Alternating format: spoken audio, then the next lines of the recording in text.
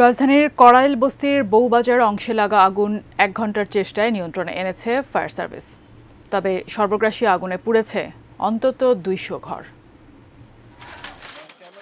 অন্যের বাসায় গৃহকর্মীর কাজ করে যা কিছু সম্বল ছিল নাজমা বেগমের, তা এখন পোড়া কয়লা।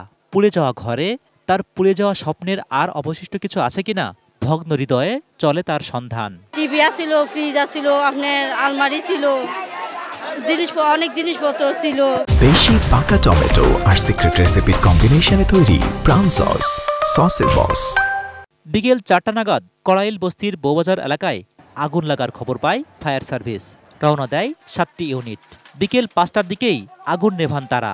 দুই দিকে দুটো ফায়ার স্টেশন আছে, আপনারা জানেন, একটা হলো বাড়িধারা আর একটা হলো তেজগাঁও। সাথে সাথে দুইটা স্টেশনের পাঁচটা ইউনিট রওনা করে আগুন নির্বাপনের উদ্দেশ্যে।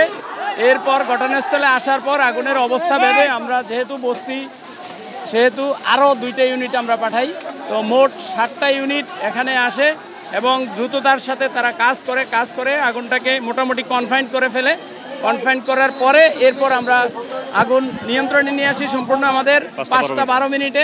আগুন নেভার পর সেখানে চলে উদ্ধার কাজ। বস্তির 15টি আধাপাকা ভবনের অন্তত 200টি ঘর পুড়ে ছাই। চালচুলো হারিয়ে হতবিহ্বল এখানে বাস করা নিম্ন আয়ের মানুষ। আমরা বাড়ি ঘর ঘুরেছি, মানুষ পানি বানানি আমার সব শেষ করে দিছে। আমার 30 বছর একটা ফোঁটা কিচ্ছু নিতে পারি নাই, সুতাও নিতে পারি নাই, রুম তালা মারা ছিল, চাবি আছে পকেটে। গ্যাস সিলিন্ডার বিস্ফোরণে আগুনের সূত্রপাত বলে দাবি করেছেন বস্তির বাসিন্দারা। তবে তদন্ত করে আসল কারণ জানা যাবে এমনটা মনে করে fire service. Zahid Hossain, ATN news, Dhaka.